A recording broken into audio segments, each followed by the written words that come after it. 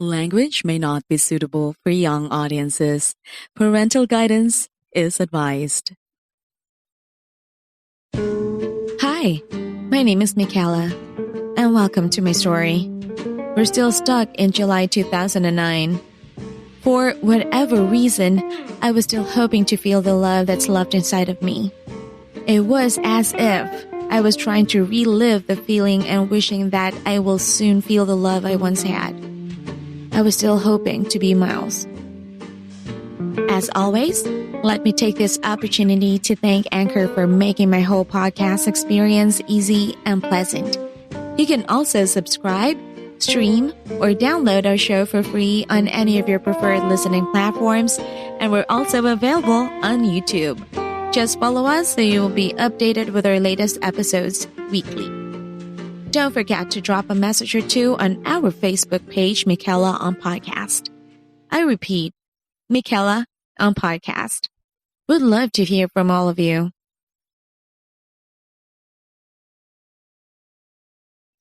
Episode 13. On being in love and being hurt at the same time. July 21st, 2009. How does it feel to be in love? I know most of us are guilty of such. I've been in and out of love a couple of times myself. Staying in love keeps me going. It reduces stress, brings me happiness, and definitely makes me feel more important than ever. Every day is a sunshiny day for me whenever I feel it. It makes me think less about my dark past, drives me to be positive, and motivates me to achieve my personal goal. It's normal. When you think of the love of your life, your heart pumps like crazy. You can't stop smiling and even daydreaming about the two of you. It's a known fact that being in that state, it's like you're drugged. You're high. Seems that the world can't stop you from doing such crazy yet amazing things. You may have played the game a bit over the bounds, but according to your rationalization, it seems fair to you. You might think. Whenever we see the person we love, we can't help but smile. We even let our guards down and be enslaved by our emotions. This may be applicable to people who are crazy in love. I can't speak for everyone, but in my case, I am all those things I've mentioned. I let the love of my life see the best and the worst and let him decide if he would be able to accept the whole package and move to the next level. If I play, I play. But if I'm serious, you can tell by the way I act and speak. Major flaws are nothing to me. Submissive is the word of the day. That's me. I allow myself to be eaten by my feelings, unknown to the fact that I'm slowly being killed by them in the middle of the chapter. I'm slowly creating an exact image of Frankenstein monster, I should say. Being submissive has its own advantage and disadvantages. The person will be able to see that we are very much serious in the relationship, thus, we're very much open to him or her. However, the time comes that our vulnerability will be the wild card of that somebody. I've been through that all. It's painful. It's sad. How does it feel to be hurt? It's like the world is on your shoulders. You're stressed and unkempt, and suddenly you hate the whole universe. That's what I always feel whenever someone hurts me. It's rare for me to tolerate the pain. I can't handle it very well. I may end up psychologically imbalanced, thus I tend to think and do such things that would somehow violate me and my norms. Trying to keep my head on a certain level that won't do such fucked up things again, I choose to stay away from anything that would trigger it. One example is drinking in binge. Whenever I am in a situation that I can handle or I cannot handle my feelings when I'm sober, I resorted to being intoxicated and do things that would make me regret the following day. I wouldn't do that anymore. It would hurt me and the people around me, especially the ones who love me. If they're still existing, I hope. Someone is expecting me to straighten up my act, while he's gone for the meantime, and I've given my word for it.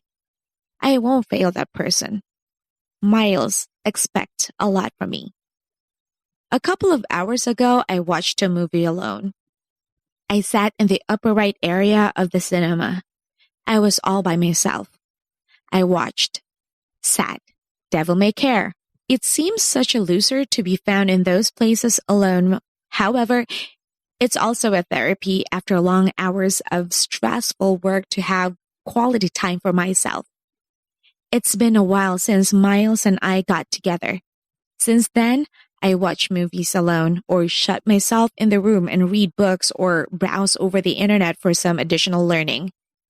It's a bore for some people, I know, but I've come to love my routine already.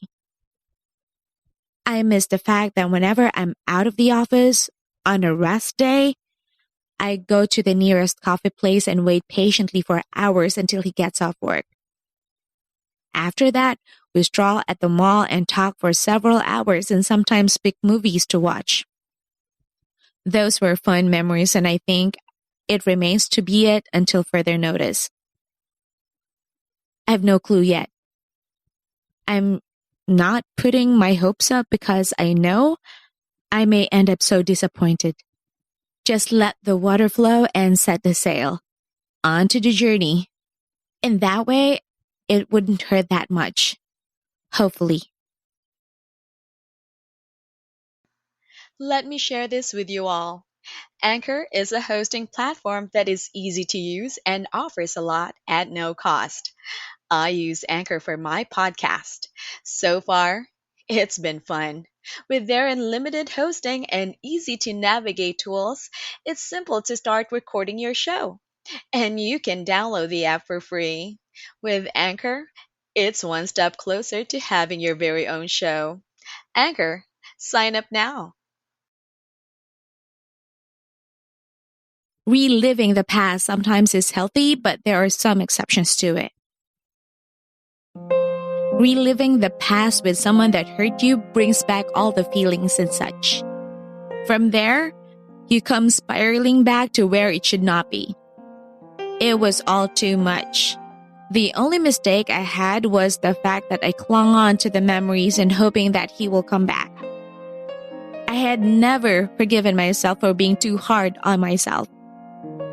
I still saved all the memories he left. That included the basket jersey he gave me on my birthday. I put the jersey on one of my pillows pretending that he's still there with me. Creepy and sad. That's the form of desperation I would not want to go back. No, sir.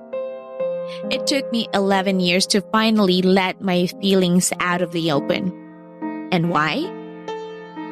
Because I let go of the things and I moved past it. If I go back in time, I could have avoided that decision to even get together with him in the first place. At least there would have been no complications. That mid-20s scare of living alone and trying not to get behind the dating scene was so fucking exhausting. I should have been more non-committal and not afraid to be alone. Fast forward to 11 years later. I still have a good laugh thinking about it. I could even talk about it without even crying anymore. I am way past being hurt by the past. I have forgiven myself. But had Miles forgiven himself for hurting me? For making me the victim of his midlife crisis? Join me as we continue this journey next Monday.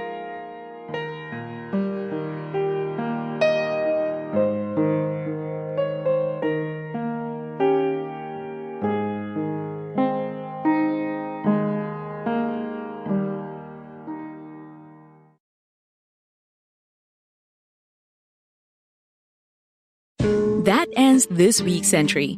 Be sure to tune in every Monday for new episodes. MEKHAELA is produced by me with Jabs for the sound and Monique for the artwork. Join me again next week, only here in MEKHAELA.